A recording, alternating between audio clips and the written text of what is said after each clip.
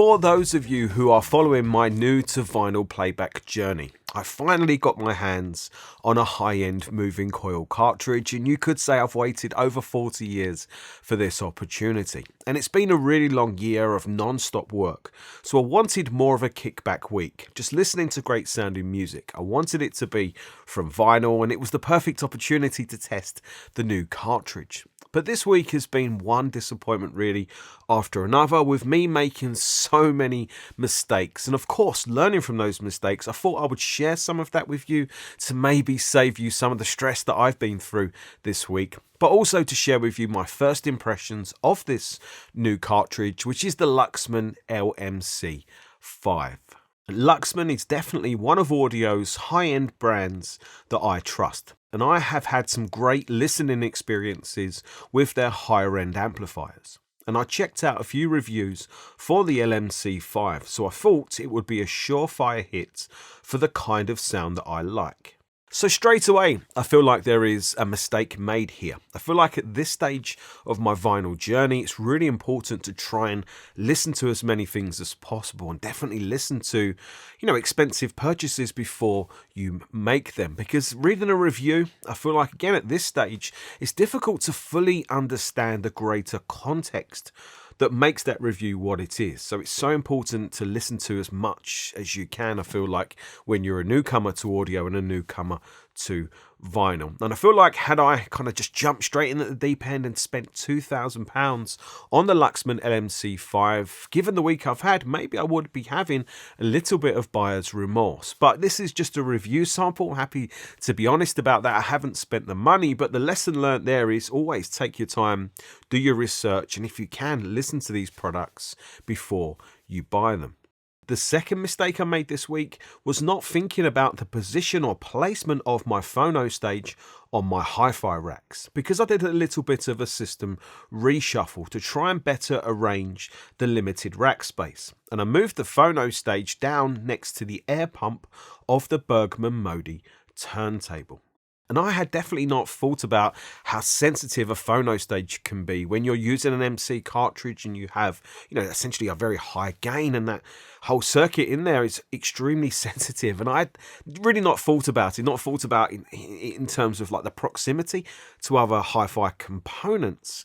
And I tried two different phono stages, and I was experiencing the same thing. I was getting some hum coming back through the system, like not so much ground hum, but just like a hum, like a sound that was becoming invasive on the music, especially at louder volumes. And it actually took me quite a bit of messing around to try and work out what that was. So I suppose the lesson that I learned here is to really think about the phono stage, how sensitive that is as a circuit, what it's actually doing, and how other hi-fi products can affect it and can influence it. So its placement within racks, or where you're going to place it, maybe on a TV stand or any of that type of furniture, it becomes really important. And this has made me question the validity just a little bit of phono stages that are built into amplifiers. Now I know they can be really good, but it has made me question that just a little bit.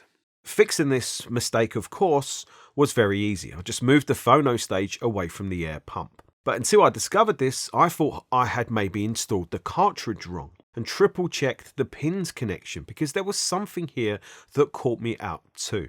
The pins on the LMC5 were smaller than the crimps on the tone arm cable from the Bergman 4 linear tracking tone arm.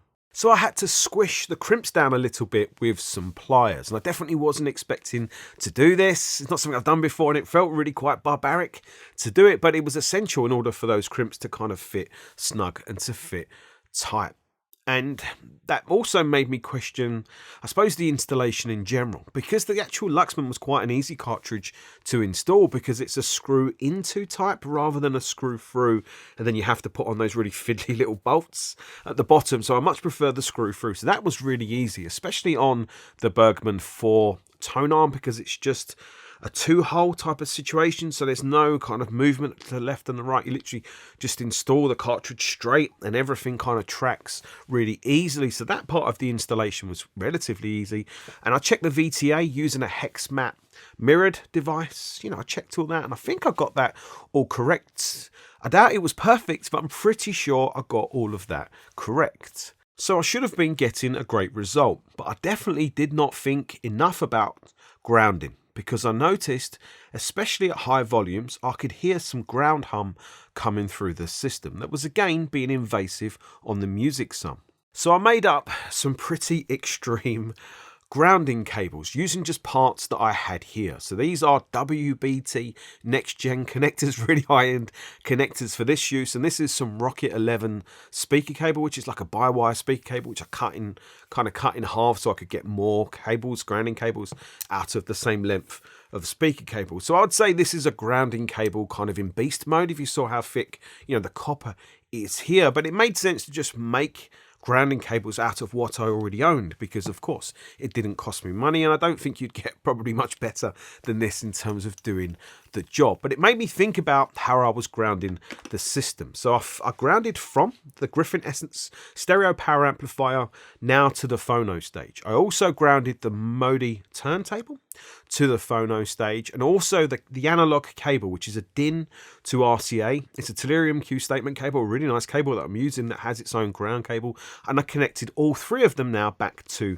the phono stage. And interestingly, each time I did it, it seemed to lower the noise floor of the system, like the ground hum, just that little bit more. And now there was still a little bit of hum in the system, but only when the volume was at near maximum. So to get the noise floor down, or the hum down, from being quite invasive down to nearly almost gone, was a huge improvement to me. But I didn't actually try one more thing, which would have been running a ground cable to the earth of a UK plug and then plugging that into the main. So that essentially I would have been earthing the ground of all of these products. I didn't try that, I meant to, but I thought I would ask in this video, does anybody know, is that a good thing? Should you be earthing the grounds from your turntable products? I really wasn't sure, so please let me know down below in the comments section. But this improvement made me very content with this part of the setup, but things still didn't sound right. And that was in part because I had the phono stage on the wrong setting. One of my pet peeves with phono stages are that all of the settings are on the rear, which is great for a phono stage's aesthetic design. But if you've made a mistake, it can sometimes be difficult to see because, again, the settings are on the rear. And I actually had the YBA Genesis PH1 still set for a high output moving coil cartridge and not a low output, which meant I was having to raise the volume more in the system, which meant I was getting more into the noise floor of the system that I just spoke about before. Once I realized the mistake and set the correct phono stage setting, so basically MC low, well, that gave me a slightly different output. I didn't have to have the volume quite so high. So that was definitely an improvement, but it also wasn't necessarily perfect. And the reason being is because with certain records, such as this one, which is James Taylor's greatest hits, I'm sure everybody recognizes this one. You'll all know that it's mastered or recorded really very quiet. So you need to have the volume turned up very loud. So again, with the 50 decibels worth of gain that the YBA phono stage has, I was having to have the volume set pretty high all of the time, but very high, nearing maximum for a record like this. So I think the lesson learned here is that maybe a phono stage with a higher than 50 decibel gain might be a better suit or a better match to the Luxman LMC5. By now, I should have been getting a great result, but nope, things were still not right. So I started to question my setup even more, and it got me thinking about weight and vertical tracking force. So this made me question the scales that I have been using. And these are cheap scales that I bought from Amazon. And interestingly, when I first started my vinyl journey, I did the usual thing. You go on forums, you start doing some research because you need to buy a lot of different things, tools, to be able to set up cartridges and turntables. And I was reading, and people were claiming that cheap scales that you can buy from Amazon, they're as accurate and they're as good as more expensive scales. So I trusted that advice and I bought these. And I've been using these and they seemed fine. However, I just wasn't sure, I didn't know. So I decided to buy some alternative scales to compare, to test them. So these are the Audiophile DS3. I think most people watching this video will be familiar with these, and these cost £135, I think. So these are very expensive scales. So to do a comparison between, like a vinyl branded expensive scales and some cheap ones that you can buy on Amazon for about £10, this comparison was really very interesting. And for a reference point, I checked both of them with the weight that's included with the cheap scales, and both measure 5 grams, as you can see. So you would expect both to now measure the tracking force exactly the same. But as you can see, they don't. There is a big difference. And I don't know why or how there can be as much difference as there is. And I repeated the test multiple times. I took the foam, I think it is, foam type layer off of the platter and tested flat on the platter. So there was nothing soft underneath the scales. I then tested on top of a record. I put a record on there, put the scales on top, and there was a difference. There was always a difference. So I've got to believe that the more expensive Audiophile DS3 scales are more accurate than the cheap £10 scales that you can get from Amazon. So this test was super interesting, because had I not done this test, I would have been using these, thinking that they were perfectly accurate, because they seem to be, because they measure the 5 grams correctly, but they don't seem anywhere near as sensitive or as accurate, really, as the DS Audiophile 3. So lesson learnt there. Scales, the scales that you use, the tools that you use to set things up, of course, they are important. So now the tracking force was set more accurately. Surely Audio Nirvana was going to be mine. But no.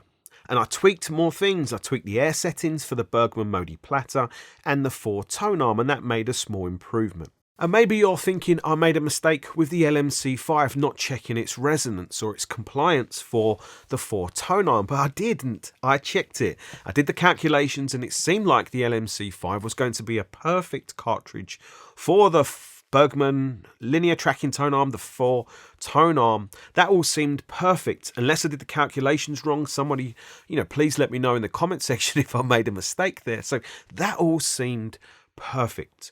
So I feel like at this stage I've checked things, I've gone through things, I've set everything up well, made mistakes, fixed those mistakes. I should have been getting a really great result, but I just wasn't. I just wasn't getting a sound that I was fully satisfied with. And I was thinking, right, next video is going to be a conclusion that maybe something here just doesn't click. Something with this cartridge, with this tone arm, with this turntable, with this phono stage in this system, maybe it just doesn't click. However, I had one more trick up my sleeve, and that was to install the new Rel Acoustics Classic 98 subwoofer. And I installed it in the system using a high-level connection. I spent all of about 10 minutes finding a good position for it in my room for time alignment with the Mission speakers.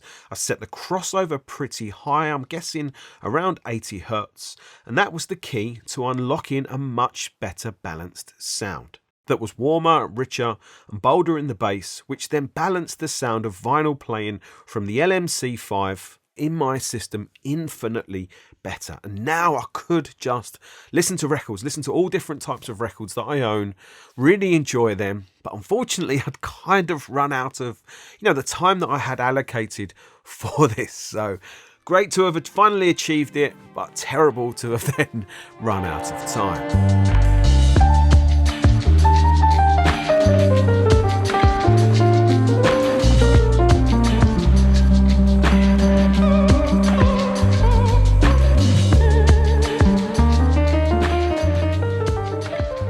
I think we need to take a closer look at the Luxman LMC5 cartridge, because just like how I've waited, over 40 years to have this experience, it's been about 40 years, I think, since Luxman last released a phono cartridge. And they haven't messed about. The LMC5 feels really solid in your hands, but not heavy. And its feel is very different to the more affordable cartridges I've been hands-on with so far. And I do really like the look of the Luxman, especially the red colour, but can't help but think from the front it reminds me of some kind of helmet. Maybe a boxer sparring helmet, or maybe a gladiator. Not a Roman, one from the TV show. The Luxman has an all aluminium body, and also an aluminium cantilever with a solid diamond Shibata stylus tip, which the benefits of seem to be higher frequency tracking being possible with less wear to the records. And I think very interesting is the frequency response of the LMC5, which is published on the Luxman website. I would call it crazy neutral, with rising highs by a few dB. And this is a huge clue, of course, to how the LMC5 is going to sound. And for me, I'm coming from a £500-ish high output MC cartridge, the Gold Ring Eroica HX. And the difference between these two cartridges is very marked. I could hear instantly how the higher end cartridge is able to create a clearer window onto the music happening in front of you. Clarity really is an obvious step up, and it's more like you're looking at sonic events happening in front of you rather than just listening to music. So that is a step up into a more high-end sound. And that is coupled with a more tight focus to absolutely everything. So that means musical instruments or musical elements have much clearer defined edges, and that means there's more space in between them. So that essentially means a better soundstage. So again, it's like a higher clarity, more high-end sound, better soundstage, more precision, more articulation, rather than maybe the sound being more bloomed and therefore kind of on top of each other. Everything's nicely spaced out, gets out of the speakers much better. So that's really interesting. But the kicker here is, I think with a sound that is slightly bloomed or a bit more kind of clotted or congested together, that sound is naturally a bit warmer and a bit bolder. And I think that is definitely a difference between the Eroica HX from Gold Ring, maybe Gold Ring cartridges, I don't know, but the couple that I've listened to have gone for what I would call more of an old-fashioned type of sound, more of what I would think as a more traditional type of vinyl sound, a bit more relaxed, a bit more easygoing. It feels like Luxman with the LMC5 have gone for real clarity, real articulation, real speed and precision to the sound. And I think that little bit of a rise in the higher frequencies is probably just to keep the sound more on the front foot, to keep clarity and edge, the edges of the music to be that bit clearer and more well defined. But looking at that type of frequency response, my first thoughts were, yeah, this is really interesting. I'm sure it will sound really fantastic, but I think it's going to rely on a system that's really nicely balanced, especially balanced from obviously a components point of view, that they all work well together. But I'm thinking the actual system itself, you're going to need to have the system in the room, the speakers in the room. You're going to need to have a really nice amount of mid bass and bass to balance with that higher, especially that slightly higher rising higher frequencies, to give you more of a smiley face kind of sound, which is what I like actually. I really like a smiley face sound, but that is the bit that I was lacking. A bit I wasn't really getting from the system, from just the Mission speakers. It was adding the rail subwoofer, allowing me to manage the bass, the upper bass and all the bass really in that all important critical region, which is the upper bass that supports the vocals. Being able to control and manage that was really the clue, or really the key to unlocking, a much more enjoyable, a much better balanced sound. But like I said, I don't really know what the cause of all of this was. And it's even harder to point the finger when the sound was all there, once I had a bit more bass going on in the room. And the bass quality from the Luxman LMC5, it was absolutely fantastic. And I know this wouldn't be everyone's first choice or cup of tea of record maybe to listen to, Ministry of Sound, Origins of Trance. But what's really interesting about this type of music for me is that I remember being a much younger man, being out, at nightclubs when vinyl was obviously, of course, still a thing. And I loved the bass from this type of music, not necessarily trance, but all different types of dance music. The bass coming off of vinyl with big systems, I always thought was absolutely fantastic. I loved the feel and the flow of it. So a big attractor to me for this whole vinyl journey is being able to listen to older dance music with a certain type of character that I remember back from when I was younger. And I know that it's there. I know the bass that I'm looking for is in those grooves because I've heard it before. It's just kind of down to me to be able to extract that from them and give me that same impression. But of course, as you've seen, I'm also listening to completely different esoteric styles of music, a whole variety. So a system for me, a system to be my reference system, one that I want to live with, would need to be able to do all of these styles of music well, really well.